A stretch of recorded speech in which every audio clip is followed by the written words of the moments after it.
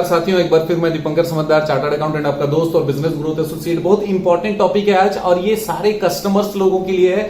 जितने भी लोग भारत में लोन लेते हैं ये सारे लोगों के लिए कि लोन का ट्रैप क्या होता है और लोन के ट्रैप से निकलना कैसे है। लेकिन जब भी हम लोग किसी से सवाल पूछते हैं ध्यान से सुनना, क्योंकि इसमें ना इस वीडियो में सारे वो टॉपिक, सारे वो रूल्स हैं, जिस रूल्स को एक एक करके अगर आप फॉलो करते हो तो फिर आपका वारे न्यारे हो जाने वाले। लोन पूरा 100% क्लियर हो सकता है और ये करने वाला कौन है ये भी मैं बताने वाला हूं, सीक्रेट। और एक चीज मैं बता दूं, ये सारा चीज कहां से शुरू होता है? लोन ट्रैप से। लेकिन जब भी हम पूछते हैं कि लोन ट्रैप क्या होता है, लोग बताने लगते हैं कि सर मुझे जरूरत था तो मैंने लोन ले लिया, मुझे बच्चे का फीस पटाना था मैंने लोन ले लिया, मुझे घर में शादी थी वहां पर मैंने लोन ले लिया। ऐसे करके उनके पास में बहुत सारे बातें रहती जिसके कारण वो लोन लेते हैं। लेकिन लोन जो है वो ट्रैप की बात नहीं कर रहे हैं, वो सिर्फ बता रहे हैं कि कैसे लोन आया। ट्रैप क्या होता है मैं आपको ये बताना चाहता हूं। देखिए, जो क्रेडिट कार्ड अगर आप लेके रखे हो ना, तो अगर वो बिजनेस के लिए यूज नहीं करके आप अगर पर्सनल के लिए यूज कर रहे हो तो बहुत बड़ा ट्रैप है, प्रॉब्लम है। क्योंकि जो क्रेडिट कार्ड का लोन रहता है ना, उसमें 4 से 5% महीने का ब्याज मिनिमम रहता है, साल का 60% वो ले लेते हैं, आपको पता भी नहीं चलता और आप देते देते थक जाते हो। ऐसा लगता है कि साहूकार का जो लोन रहता है ना, एकदम चुकाते चुकाते हमारी पूरी कमाई खत्म हो जाती है। तो वो ट्रैप है। अब वहां से निकलने के लिए हम लोग कहीं और से लोन ले लेते हैं, फिर कहीं और से लोन ले लेते हैं। एक व्यक्ति है जो 5-5 लाख रुपए एक बार में लोन लेता रहा, लेकिन एक को खत्म करने के लिए दूसरा लेता रहा, दूसरे को खत्म करने के लिए तीसरा लेता रहा। ऐसे 1.5 साल के अंदर उसका 1 करोड़ रुपए लोन हो गया। अब ये ट्रैप इसलिए बोलता हूं क्योंकि जैसे ही उसकी क्षमता है कमाने की और महीने का जो उसका रेवेन्यू है उसके हिसाब से जितना अमाउंट निकलना चाहिए पेमेंट करने के लिए वो अमाउंट नहीं निकल पाता और नहीं निकल पाने के कारण प्रॉब्लम हो जाती है। फिर वो समय पर अपने कमिटमेंट पूरे नहीं कर पाता, उसके बाद उसके ऊपर प्रेशर आ जाता है। अब प्रेशर आता है तो फिर सोचता है यार यहां से मुसीबत से छुटकारा पाऊं तब फिर कहीं और जाऊं। तो सबसे पहला चीज क्या है? लोन के जाल में फंसना। क्यों? क्योंकि एक लोन को खत्म करने के लिए दूसरा, दूसरे के लिए तीसरा, तीसरे के लिए चौथा, और हर बार हम देखते हैं कि यार इस लोन को खत्म करने के बाद भी 1 लाख रुपए एक्स्ट्रा बच गए, चलो इससे हम लोग पटाते भी रहेंगे और धीरे धीरे हम निकल आएंगे। लेकिन यहां पर माइंडसेट नहीं बन पाता, वहां पर बचाव की स्थिति आती है और हम लोग हमेशा क्या सोचते रहते हैं कि भाई ये पैसा मुझे चुकाना है और अब मैं जो भी कमाने वाला हूं वो किसके लिए कमाने वाला हूं? सामने वाले के लिए। जो जितने साहूकार हैं, जितने कंपनीज है, जितने एनबीएफसी, जितने बैंक हैं, उनको पे करने के लिए ही अब मुझे कमाना पड़ेगा। इसीलिए उसका मूड भी नहीं होता कि वो अपने कंपनी में जाए, अपने ऑफिस में जाए, काम करे, क्योंकि उसको पता है जो कमाऊंगा वहीं पर देना है। और उसको ये भी पता है नहीं कमाऊंगा तो उनको नहीं देने से इस जाल में फंसता चला जाऊंगा। तो वो ट्रैप है, राइट। अब ट्रैप से बाहर निकलने से पहले आपको मैं बता दूं कि तैयारी क्या करनी पड़ेगी। सपोज करिए आपके पास एक 6 लोन है, राइट। एक लोन 10 लाख का, एक 5 लाख का, एक 3 लाख का, एक 2 लाख का और 50,000 का एक और एक 30,000 रुपए का एग्जाम्पल।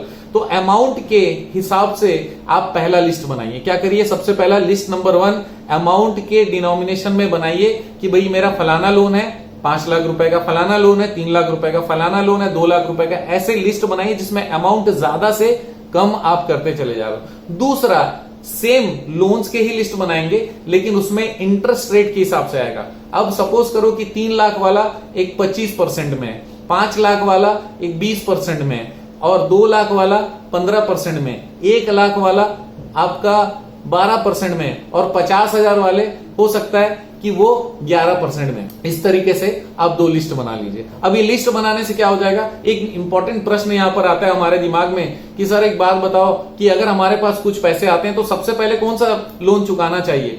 जो बड़ा अमाउंट है उसमें चुकाना चाहिए या फिर जिसका ब्याज का इंटरेस्ट रेट ज्यादा है वो चुकाना चाहिए? हमारा कॉन्शियस क्या बोलता है? अच्छा, आप नीचे कमेंट करिएगा बिग अमाउंट या फिर बिग इंटरेस्ट रेट। क्या कमेंट करेंगे? बिग अमाउंट या बिग इंटरेस्ट रेट। ये आपका ओपिनियन है। वीडियो देखते देखते पॉज करके आप कर सकते हैं, जिससे मजा आएगा आपको वीडियो देखने में। क्यों? क्योंकि आप, अच्छा एक चीज और बता दूं आपको, सर मेरे पास 2 ही 3 लोन है, तो भी ये वीडियो आपके बहुत काम का। कोई भी कस्टमर हो, क्या ये कंपनी के काम का है? जितने भी कंपनी फाइनेंस बिजनेस चलाते हैं उनके काम का है? 100% है। फाइनेंस बिजनेस के बैलेंस शीट में जाकर देखिए, वहां पर भी 4 जन से वो लोन लिए हुए रहते हैं, कंपनी से, बैंक से, एनबीएफसी से, किसी से भी लोन लिए रहते हैं। तो वो सारी चीजें बैलेंस शीट में आती है। तो ये कंपनी के भी काम का है, कस्टमर के भी काम का है। अभी ये वाले सिनारियो में सारे के सारे कस्टमर ही हैं।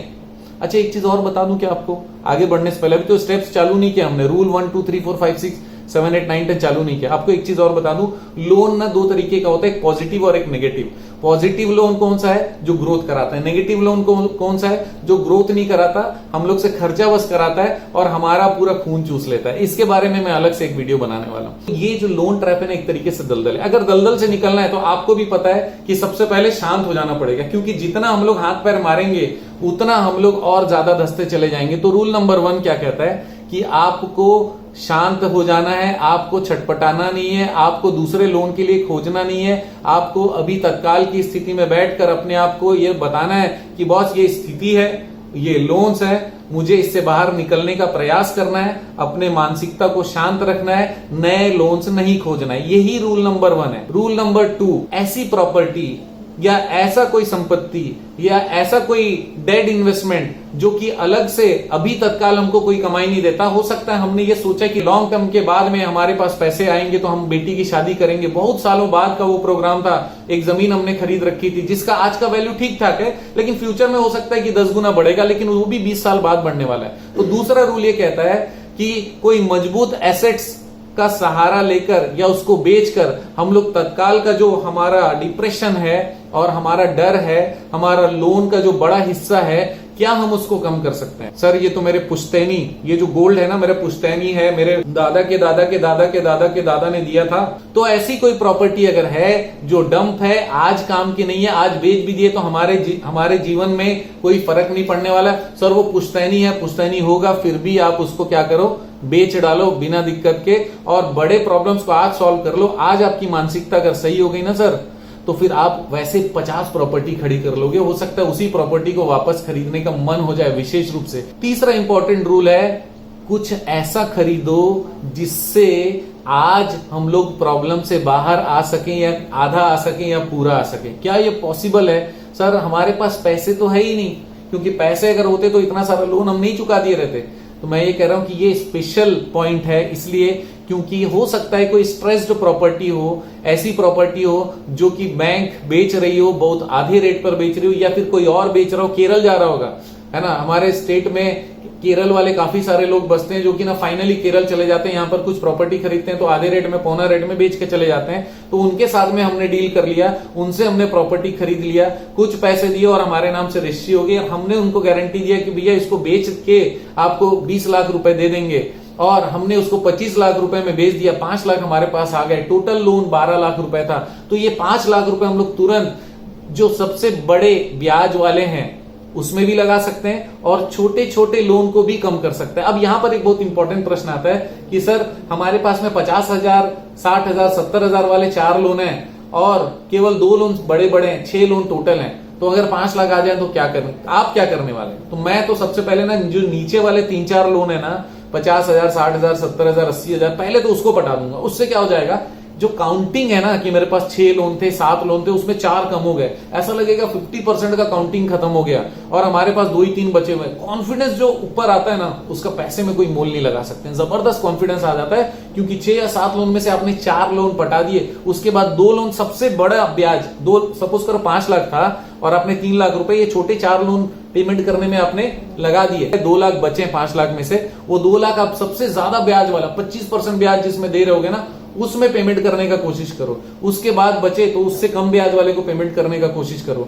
इस तरीके से आपका डबल कॉन्फिडेंस बढ़ेगा। सबसे पहला काउंटिंग कॉन्फिडेंस कि भाई 6 लोन था, 4 कम कर दिया, काउंटिंग कॉन्फिडेंस आ गया।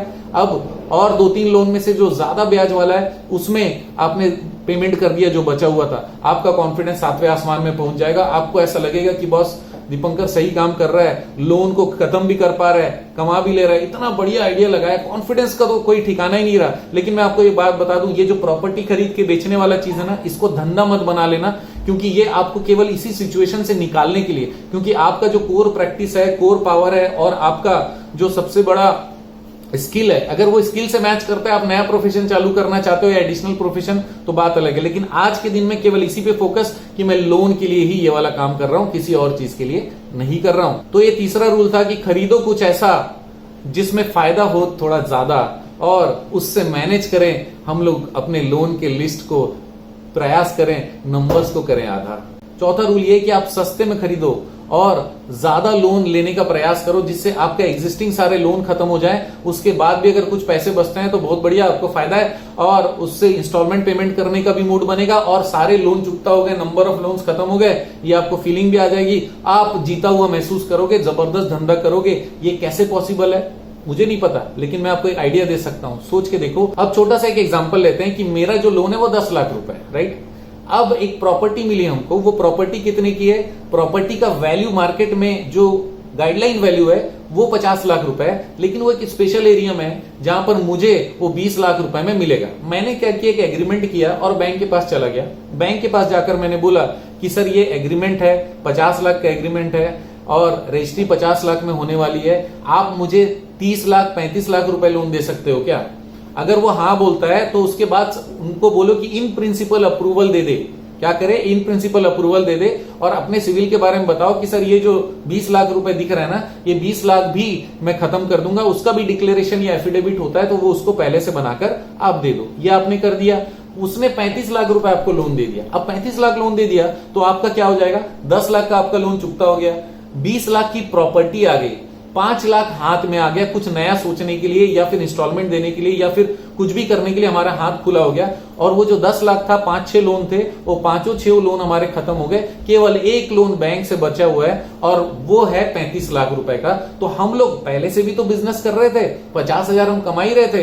ये जो 35 लाख लोन है, इसका सपोज करो एक 25,000 या 30,000 रुपए मुझे महीने का देना पड़ेगा। उस केस में अगर 25,000 है तब भी 20 इंस्टॉलमेंट का 5 लाख रुपए मेरे पास बचा हुआ है। मेरे पास बहुत सारे ऑप्शन है काम करने के, यस और नो। कॉन्फिडेंस बढ़ेगा और आगे बढ़ के आप बिजनेस को अच्छी तरीके से कर पाओगे। ये चौथा रूल आपके लिए काम का हो सकता है। पांचवा बहुत इंपॉर्टेंट रूल है एवरेज आउट करना। एवरेज आउट करने का मतलब ये हो गया कि जितना भी पैसा आपके अलग अलग लोन्स में है वो सारे को आप देखो कि जो हाई रेट में इंटरेस्ट, रेट ऑफ इंटरेस्ट में है, उसको कम रेट में करने के लिए नेगोशिएशन करने का प्रयास करो। जिससे भी आपने लोन लिया है, क्या लोन को बैलेंस टेक ओवर हो सकता है, बीटी बोलते हैं, बैलेंस टेक ओवर अगर हो सकता है तो बैलेंस टेक ओवर करा लो, ताकि अगर पहले 12% था अभी 10% में हो सकता है। उसके लिए अगर कुछ चार्जेस या कुछ फीस या कुछ out of pocket expenses, consultancy आपको देनी पड़े, जरूर दे दो, क्योंकि लॉन्ग टर्म में आपका 2% बच चुका है और ये 2% आपको बहुत ज्यादा सुविधा प्रदान करने वाला है। क्यों? क्योंकि वो जो बचत है उससे आप धीरे धीरे और जल्दी कर्ज मुक्त हो सकते हो। छठवां रूल है कि किसी ऐसे को खोजो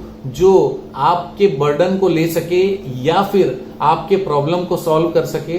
लेकिन ऐसा कौन होगा जो हम मुसीबत में रहेंगे तो हमारी मदद कर देगा। फॉर एग्जाम्पल, आपने कोई फैक्ट्री डाली, फ्लाई ऐश ब्रिक्स का एक फैक्ट्री डाल दिया। फ्लाई ऐश ब्रिक्स बहुत अच्छा बिजनेस है वहां पर, लेकिन एक बहुत बड़ा प्रॉब्लम लेबर का प्रॉब्लम है। आपने मशीनरी बहुत सारा लगा दिया, 1 करोड़ रुपए खर्च कर लिए मशीनरी, फैक्ट्री, शेड, बिल्डिंग, और आपने उस पे लोन वोन लेके जैसा भी करके आपके जेब से 1 लाख रुपए, 1 करोड़ रुपए निकल गए। वो 1 करोड़ के अगेंस्ट में हमको ब्याज भी देना पड़ेगा, लेकिन क्योंकि हमारे पास बाकी सारे टेक्निकल स्किल्स हैं बट एक स्किल गायब है। वो कौन सा स्किल है? हमारे अंदर लेबर मैनेजमेंट का जुगाड़ नहीं है। हमने चालू तो कर दिया, हमने सोचा कि लोग आकर काम कर लेंगे, बट ऐसा हो नहीं पा रहा है। तो अब क्या करें? अब बहुत इंपॉर्टेंट चीज ये है कि यहां पर टोटल 1 करोड़ लॉस होने वाला है। अब आप बाहर निकलो और प्रयास करो इस बिजनेस को सेल करने का, चाहे 50% हो चाहे 100% सेल करने का। अगर 1 करोड़ के बदले में अगर आपको 70 लाख, 80 लाख, 90 लाख रुपए भी एक जन या 2 जन मिलकर दे देते हैं, आप उसको पूरा बिजनेस भी सेल आउट कर सकते हो या आधा बिजनेस का शेयर भी दे सकते हो, ताकि वो मैनेजमेंट कर ले, बिजनेस को प्रॉफिट मिले आए, आपको आगे लेकर जाए। तो इस तरीके से आपके बर्डन को या तो शेयर कर लो या ट्रांसफर कर दो। सर अगर 80 लाख 90 लाख रुपए में हम लोग ट्रांसफर कर देते तो 10 लाख का लॉस होता है। सर आपका 1 करोड़ का पूरा लॉस हो रहा था, अभी केवल 10 लाख का लॉस हो रहा है। इसी कारण हम लोग बहुत बड़े बर्डन से 90% छूट में आ रहे हैं। इस चीज को ध्यान में रखना। और अगर आपको ऐसा लगता है कि बिजनेस बहुत प्रॉफिटेबल है, केवल इसी कारण से मैं पीछे था, तो आपको तुरंत उसमें कुछ शेयर्स अपने रख के बाकी शेयर्स बेचने चाहिए। 50 लाख 40 लाख ले लिए, 50% दे दिए, बाकी 50% अपने पास रखा, मैनेजमेंट होता रहा, प्रॉफिट होता रहा, आप आगे कर्ज से मुक्त हो जाओ। 7वां रूल ये है कि आप समय मांग लीजिए। जिनसे भी आपका लोन चल रहा है उनको आप बताइए कि मैं लोन देने योग्य बिल्कुल भी नहीं हूं, या तो मेरे लोन को रीस्ट्रक्चर कर दीजिए, मुझे 6 महीने से 2 साल का समय दे दीजिए, क्योंकि मेरे पास में बिल्कुल भी पैसे नहीं है अभी इस पीरियड में चुकाने के लिए। लेकिन क्योंकि मेरे ट्रैक रिकॉर्ड, जो पिछले ट्रैक रिकॉर्ड आपका बहुत इंपॉर्टेंट है, ट्रैक रिकॉर्ड बहुत अच्छा है, तो मुझे क्या करिए, आगे के लिए समय दीजिए। सर ये मैं समय मांगूंगा तो कौन समय देगा? हर चीज आप सोचोगे तो वो क्या सोचेगा? पूछ के देख लो, बात करके देख लो, एक बार आप रिक्वेस्ट करके देखोगे, क्योंकि आपसे उसने सालों से आपके साथ में ट्रैक रिकॉर्ड अच्छा था फाइनेंशियल, आपसे वो पैसा कमाता है, उसको मालूम है दीपंकर सर झूठ नहीं बोलते हैं, जो फाइनेंशियल कमिटमेंट करते हैं वो करते हैं, लेकिन आज मुसीबत में है और पैसा देना चाहते हैं। वो ये नहीं बोल रहे कि अगर मुझे 2 साल चाहिए तो 2 साल का ब्याज मत लो। दीपंकर सर बोल रहे हैं कि पूरा ब्याज दूंगा, सारा चीज दूंगा, लेकिन इस 2 साल के अंदर में मैं इंटरेस्ट और प्रिंसिपल नहीं दे पाऊंगा, क्योंकि मेरे पास में अभी जो बर्डन है उसको मैं क्लियरली सामने वाले को समझाऊं और मैं बताऊं कि बहुत प्रोबेबिलिटी भी है कि मैं 1.5 साल के अंदर स्टेबल हो जाऊं। मुझे भी चिंता है, मुझे आपको पैसा देना है, आप जैसा बोलो वैसा डॉक्यूमेंट करके देता हूं। सामने वाला हो सकता है कन्विंस हो जाए, हो सकता है 2 साल के बदले 1 साल का टाइम दे, जितना भी दे वो 1 साल आप स्ट्रेस मुक्त रहोगे। हर रोज सुबह उठ के ये सोचना है कि भाई लोन चुकाना है, अब क्या करूं। लेकिन अभी हमारे पास 1 साल अगर आ गया कि नहीं भाई अब मैं अपने लिए प्रेम से काम करता हूं, साल भर बढ़िया टाइम है, अपने लिए धंधा करेंगे, धंधे को ज्यादा करेंगे और आगे बढ़ेंगे, राइट। 8वां रूल ये है कि आप अपने रेगुलर एक्सपेंसेस जो कि डेड एक्सपेंसेस है या फिर जो आपके लाइफ स्टाइल को डाउन नहीं करते या आपके गुडविल को डाउन नहीं करते, आपके स्टेटस को डाउन नहीं करते, वैसे खर्चे को बंद कर दीजिए जो हो सकता है कि जरूरी ना हो सकता है कि आपने 10 मैगजीन का सब्सक्रिप्शन करके रखा हो जिसमें महीने में 1000 रुपए जा रहा हो और उसमें से एक ही मैगजीन ऐसी है जो आपको सच में बहुत ज्यादा जरूरत है, तो एक को छोड़ के बाकी 9 सब्सक्रिप्शन अगर आप हटा देते हो तो महीने के 900 रुपए आपके बच जाएंगे। लेकिन एक चीज इंपॉर्टेंट है यहाँ पे, जो भी अच्छा इससे आप पब्लिक को कोई पता नहीं कि आपने कोई एक्सपेंसेस कट आउट किया, पब्लिक को यह भी नहीं पता कि आपकी स्थिति खराब है, क्योंकि हमने बाकी किसी भी तरीके के लाइफ स्टाइल में या खर्चे में जो कि हम लोग रूटीन चल रहे हैं, गाड़ी में चल रहा हूं तो अभी भी गाड़ी में हूं, ड्रेसअप सही पहन रहा हूं तो अभी भी ड्रेसअप सही है, ऑफिस मेंटेन्ड है तो अभी भी मेंटेन्ड है, लेकिन वैसे खर्चे जिससे एक्चुअली कोई एडिशनल बेनिफिट नहीं है, जिसको फ्यूचर में चालू अपनी सुविधा से किया जा सकता था, क्योंकि अभी हम लोगों को वैसे नॉन जेन्युइन एक्सपेंसेस को हटाना है जो किसी की नजर में भी ना पड़े और हमारे पास में वो पैसे भी बचे। लेकिन इंपॉर्टेंट क्या है, वो पैसे बचा के आप किसी अकाउंट में या किसी तरीके से जमा करो और उससे लोन को चुकाओ, अदरवाइज ये जो पैसे बचाओगे कहीं और खर्च हो जाएंगे, क्योंकि हमारा आदत है हम खुद को कभी चेक नहीं करते, अपने आप से हिसाब नहीं मांगते, किसी और से हिसाब मांगना हो तो तुरंत तैयार है। आप अपने आप से हिसाब मांगिए, बोलिए 900 रुपए बचाए ना, कहां पर है, उसको फलाने एक एडिशनल अकाउंट में जमा करा लो। ऐसे 4 खर्चे आपने बचा लिए, महीने के 4000 बच गए ना, हर महीने 4000 प्रिंसिपल चुकाओ एडिशनल, आप देखो धीरे धीरे कर्ज मुक्त होते जाओगे। 9वां रूल ये है कि आप अपने किसी दोस्त या क्लोज रिलेटिव जिसके साथ में आपका बहुत अच्छा टर्म्स है, उनसे आप बात करिए और उनको अपनी वास्तविक स्थिति बताइए जो कि आपकी बातों को समझ सके, और उनको बताइए कि मुझे 5 लाख रुपए की जरूरत है ये 6 महीने के लिए, उसके लिए जो भी पेपर लगे मैं दे सकता हूं, लेकिन हाँ मैं ब्याज नहीं दे सकता, क्योंकि मैं ये खत्म भी इसलिए करना चाहता हूं क्योंकि मुझे बहुत ज्यादा ब्याज देना पड़ रहा है, और अगर भगवान ने चाहा इस पीरियड के निकलने के बाद आपको कभी भी अगर जरूरत पड़े तो मैं हमेशा आपकी मदद कर सकता हूं। जैसे कि पहले भी मैंने 50,000 लाख रुपए जब भी आपने मांगे मैंने दिए, मुझे ब्याज का एक्सपेक्टेशन नहीं है, क्योंकि ब्याज मुझे खुद अच्छा नहीं लगता लेना, लेकिन अभी मेरी मजबूरी है कि मैं ब्याज दे नहीं सकता। क्या आप मेरी मदद करोगे? फिर से बता दूं, अपने दिमाग से मत सोचना कि भाई ऐसे कैसे कोई दे देगा, आपको सोचने की जरूरत नहीं है, आप पूछ के तो देख लो, रिक्वेस्ट करके देख लो, मान भी सकता है, चांसेस बहुत ज्यादा है। सच्चाई के साथ बात करिएगा, ऐसे व्यक्ति से बात करिएगा जो समझे, सही माहौल बनाकर बात करिएगा, उनको स्थिति बताइएगा कि सब चीज ठीक है, बस ये 6 महीना साल भर के लिए मुझे थोड़ा मदद की जरूरत है। अगर आपको 6 महीने का टाइम चाहिए ना तो साल भर बोलिएगा, अगर साल भर का टाइम चाहिए तो 2 साल बोलिएगा, चाहे वो इनसे बोल रहे हो समय के लिए, चाहे वो किसी और से बोल रहे हो, तो आपको समय मिल सकता है बिना ब्याज के। ये आप इंटरेस्ट फ्री लोन जुगाड़ करने का प्रयास करें। 10वां रूल ये है कि आप नए सोर्स अरेंज करने का कोशिश करिए। अगर आप अभी 10 घंटे काम कर रहे हैं, आपको मालूम है स्किलफुल बंदा हूं, 10 घंटे काम कर रहा हूं, 50,000 कमा रहा हूं, क्या मैं पार्ट टाइम कुछ अरेंज कर सकता हूं? मैं कंसल्टेंट हूं, उसके बाद भी क्या मैं कहीं पर इंटरनल ऑडिट कर सकता हूं? क्या किसी का लीगल डॉक्यूमेंटेशन चेक कर सकता हूं कि मुझे और 10-15 हजार रुपए मिल जाए, शाम के 2-3 घंटे और काम कर लूं? ये 15,000 रुपए अगर मैं एक्स्ट्रा कमाता हूं तो फिर 10 महीने के अंदर में कम से कम मैं 30% अपने लोन चुका पाऊंगा, एडिशनल प्रिंसिपल चुका पाऊंगा, जिससे मेरे ब्याज भी कम हो जाएंगे। क्या ये मैं कर सकता हूं? और न सिर्फ आपके घर में अगर कोई और भी पर्सन है जो कि स्किलफुल है, लेकिन अभी फॉर एग्जांपल आपका बेटा है, वो इंजीनियरिंग कर रहा है, 3rd ईयर में है, लेकिन अभी स्थिति ऐसी है कि आपको बच्चे को पता है कि बहुत सारे चीज मांग रहा हूं तो मिल नहीं रहा है, आपने बच्चे को बोला कि भाई आप अपना खर्चा उठा लो, क्या ये आप कर सकते हो? आप 2 ट्यूशन पढ़ा लो, महीने में 10,000 कमा लो, हमको कुछ नहीं चाहिए, आप अपना खर्चा मैनेज कर लो। हो सकता है कि मैं अपने बच्चे के लिए 5,000 महीने खर्च कर रहा था तो 15,000 मैंने कमा लिए, 5,000 जो बच्चे को दे रहा था वो भी मेरे आ गए, तो साल भर के अंदर अगर मेरा 5 लाख का ओवरऑल लोन है, 2,40,000 का मैं प्रिंसिपल चुका दूंगा। और इसी तरीके से अगर एकाध अरेंजमेंट और हो गए, क्या पता कि 12 महीने से 15 महीने के अंदर मैं पूरा लोन चुका दूं। 11वां बहुत इंपॉर्टेंट रूल है, क्योंकि ये रूल अगर फॉलो नहीं किए तो बहुत मुश्किल हो जाएगी। जैसे हमारा गुडविल बहुत अच्छा है, हमारा नाम बहुत अच्छा है हमारे दोस्तों में, परिवार में, रिश्तेदारों में, वैसा हम लोग सीधा जाकर अगर किसी को बोलते हैं कि मुझे पैसे की जरूरत है, मैं प्रॉब्लम में हूं, तो इसको कहते हैं गुडविल यूज करना। अगर आप गुडविल यूज करके सीधा पैसा ले लोगे ना, तो आपकी इज्जत वहां पे कम भी हो सकती है और जा भी सकती है, लोग आपको अवॉइड भी कर सकते हैं। इसीलिए बहुत इंपॉर्टेंट है एक स्टेप, यही स्टेप कि गुडविल यूज नहीं करना। और क्या करना है फिर सर? फिर मेरा इतना अच्छा रिलेशनशिप और क्रेडिट का क्या फायदा हुआ? बहुत अच्छा क्वेश्चन है। ये फायदा हुआ, आप ना अपने रिलेटिव या पहचान वाले या जिनके साथ आपके टर्म्स बहुत अच्छे हैं उनको फोन करिए, बोलिए सर मैं थोड़े से परेशानी में हूं और आपसे कुछ सलाह चाहता हूं। सलाह क्या, छोड़ो यार, पैसा वैसा कुछ चाहिए क्या? बताओ ना दीपंकर भाई, क्या चिंता, कोई दिक्कत नहीं, मैं पैसा दे दूंगा आपको। मैं बोला सर पैसा नहीं, मुझे आपके सलाह की जरूरत है, क्योंकि मैं आपको मानता हूं और मुझे ऐसा लगता है कि कहीं पर मैं फंसूं तो मैं आपसे कुछ पूछ सकता हूं। क्या मैं आपसे पूछ सकता हूं? यस और नो। बोले बिल्कुल पूछ सकते हैं। सर मीटिंग करना चाहता हूं, समय देंगे क्या? बोले बिल्कुल देंगे। यहां पर 2 चीजें हो गई। सबसे पहला, मैंने उनसे मांगा नहीं, मेरा रेस्पेक्ट बरकरार रहा। दूसरा, मैंने सलाह मांगी, सामने वाले को रेस्पेक्ट फील हुआ। तीसरा, जब मैं उनसे मिलने गया और मैंने उनको सारी बातें खुलकर बताई बिना छुपाए, मैंने उनको बोला कि सर मैं आपको डायरेक्टली कुछ बातें बताना चाहता हूं जो मैं सबको नहीं बता सकता, केवल आपको ड्यू टू रेस्पेक्ट, और मुझे पता है कि आपसे मुझे बहुत हेल्प मिल सकती है आइडिया में, कनेक्शन में या बिजनेस में, कि मैं ये जो लोन है, ये लोन को मैं चुकाने के लिए क्या करना चाहिए, मुझे बस ये सलाह दीजिए या कोई कनेक्शन दीजिए या कोई बिजनेस का अपॉर्चुनिटी अगर है, कहीं पर आपको लगता है कि ये दीपंकर के लायक काम है और यहां पर दीपंकर को फायदा हो सकता है जिससे मैं लोन चुकाने की तरफ अग्रसर हो सकूं। मुझे आपसे कोई मदद एज सच नहीं चाहिए सर, मैं आपसे तो केवल पूछने आया था।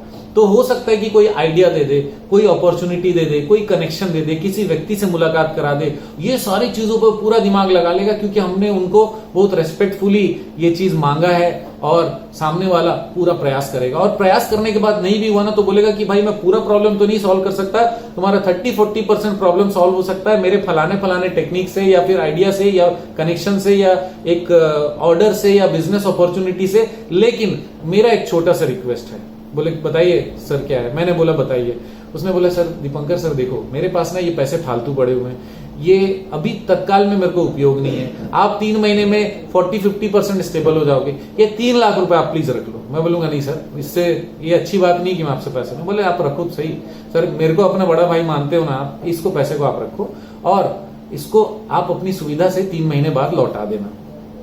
पक्का सर आपको दिक्कत नहीं होगी, क्योंकि मैं इंपॉर्टेंट मेरे लिए वो लोन खत्म करना है, एक नया लोन या आपको असुविधा देना नहीं था। बोले सर सवाल ही नहीं उठता। तो देखो यहाँ गुडविल बच गया, यहाँ पैसा मांगना नहीं पड़ा, सामने वाला पैसा देने के लिए तत्पर हुआ, सामने वाला आइडिया देने के लिए तत्पर हुआ। इस तरीके से आप अपने लोन को बहुत सारे जो आइडियाज हमने डिस्कशन किए, लगभग 11 आइडियाज, उससे आप क्लियर कर सकते हो। इसके अलावा भी अगर कोई आइडिया आपके पास है तो जरूर कमेंट में डालिए, ताकि इस वीडियो के कनेक्शन में ज्यादा से ज्यादा लोग सीखे। और मेरा एक बहुत बड़ा रिक्वेस्ट है कि वीडियो को शेयर जरूर करिए और जहां जहां हो सकता है वहां पर फॉरवर्ड करिएगा, ताकि जो भी व्यक्ति लोन से परेशान है या फिर लोन से परेशान आज नहीं है कल हो सकता है, तो उसके लिए यह वीडियो मददगार साबित हो सके। ऐसा हो तो गजब हो जाने वाला है, क्योंकि आप जानते हैं मेरा मिशन है हमेशा आप लोगों की मदद करना और समय पर सारी जानकारी देना। बने रहेगा मेरे साथ, आप बहुत इंपॉर्टेंट है मेरे लिए। आपका दिन जबरदस्त और शुभ हो।